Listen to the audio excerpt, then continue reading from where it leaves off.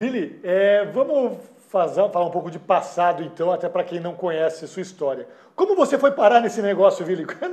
Quem que chegou para você e falou, olha, tem um negócio chamado Fórmula Indy ali, que achei legal você dar uma olhada. Como que foi isso? Bom, essa história é muito longa. Na realidade, o primeiro contato que eu tive com a Fórmula Indy, eu devia de ter uns 14 anos, 13 anos, e eu ganhei um livro ah, em alemão que chamava O Piloto e Seu Carro de Corrida. É um livro que eu tenho até hoje.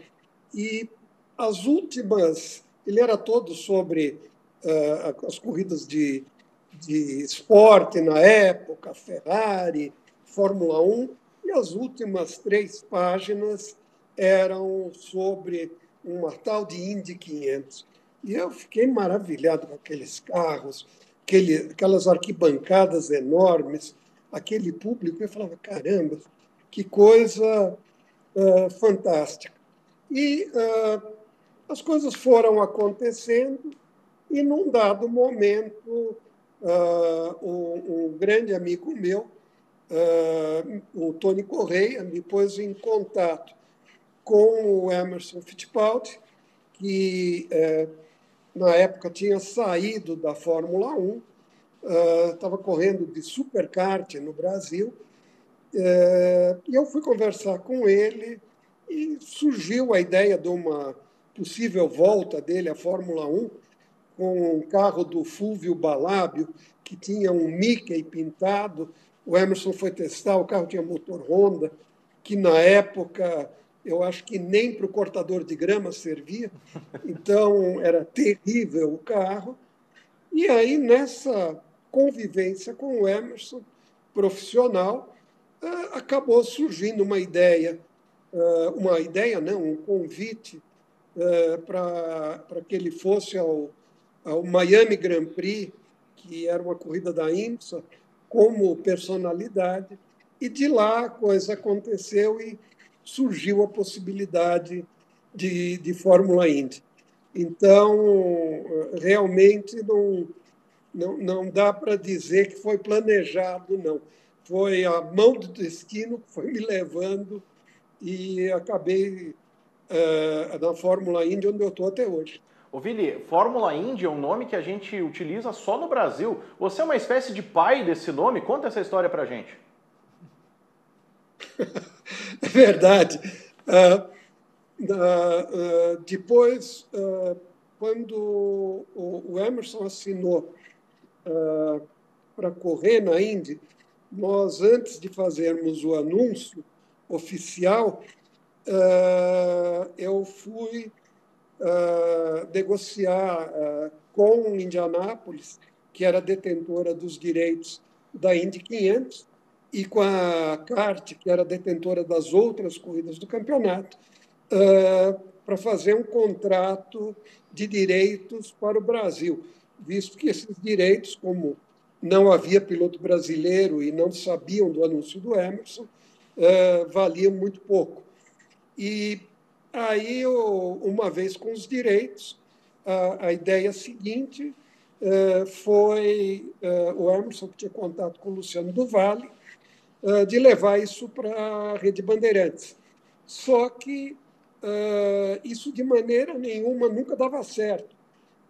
Eu nunca conseguia passar do portão da Bandeirantes, até que um grande amigo meu, que era um dos melhores amigos do Dr. João Saad, o Eugênio Martins, falou: não, e na Bandeirantes, vem comigo. Pegou o carro, entrou no portão com pompa e circunstância, parou lá na frente, elevador, subiu para a sala do Dr. João, e eu carregando um cassete, daqueles cassetes Umatic enormes, sabe?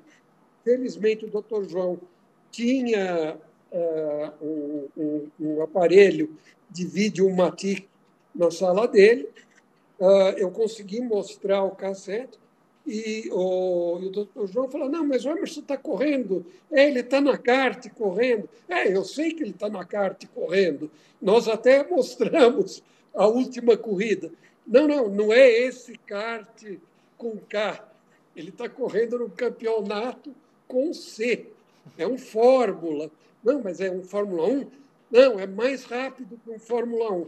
E aí, na hora lá, ele falou, bom, então como chama essa categoria? E aí, como eu tinha falado, que era a Fórmula, e corria na Indy, eu falei, doutor João, é a Fórmula Indy. Aí o Eugênio virou e falou, João, você tem que comprar essa categoria que eu quero assistir na televisão. E virou Fórmula Indy na televisão. Assim, meio de impulso, história. surgiu na hora. Surgiu na hora. Eu, inclusive, pensei em Fórmula Kart, mas o kart, com o Emerson tendo corrido no Superkart há poucos meses, não é que fazia tempo, falar a palavra kart era pavoroso para rotular a categoria. E para falar IndyCar, passaria aquele negócio de indicar, indicando. Então, o Indy saiu sozinho.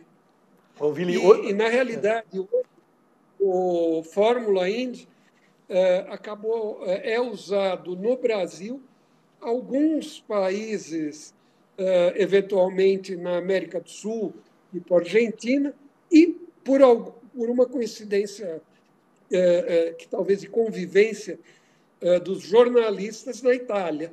Na Itália, ainda se fala mais Fórmula Indy que IndyCar. Ô, Vili, agora conta pra gente, enfim, como que foram aqueles primeiros anos, aquelas primeiras experiências ali de transmitir corrida, porque a gente sabe que hoje a tecnologia torna tudo mais fácil. Você consegue hoje transmitir um evento esportivo pela internet. Você consegue, em vez de mandar um caminhão para um autódromo, você consegue, com um equipamento do tamanho de um notebook, fazer uma transmissão. Mas naquela época, histórias de transmitir, de ter que puxar cabo, de ter que se pendurar na cabine, de ter que fazer, enfim, bater tambor para fazer o sinal chegar no Brasil.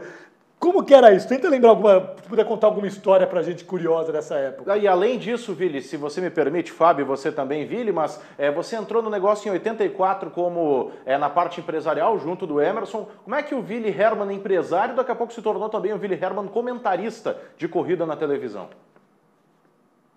Bom, então, Fábio, primeiro, você está sendo extremamente otimista de falar cabine, porque, na realidade, não havia cabine. Naquela época, nem a categoria, nem os autódromos estavam preparados para transmissão internacional. Ninguém fazia uma transmissão internacional. Então, nas primeiras corridas,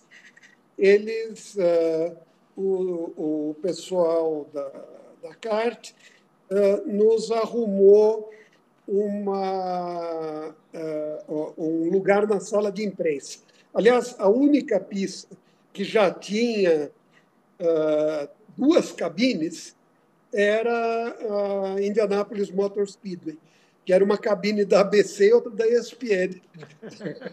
Mas, então, nas primeiras corridas, o pessoal nos arrumou um lugar na sala de imprensa, só que como o Luciano do Vale não narrava baixinho, né, e era extremamente entusiasmado, demorou 2 corridas para que nos pusessem para fora da sala de imprensa.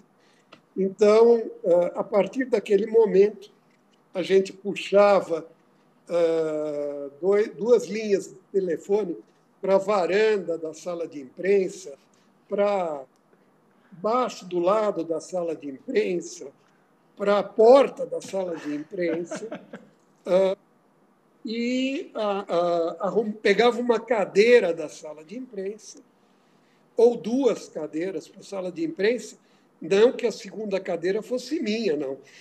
A segunda cadeira era para colocar um equipamento que chamava Conrex, que era do tamanho de uma mala, um negócio enorme, que mixava as duas linhas telefônicas, que era a linha da narração e do retorno.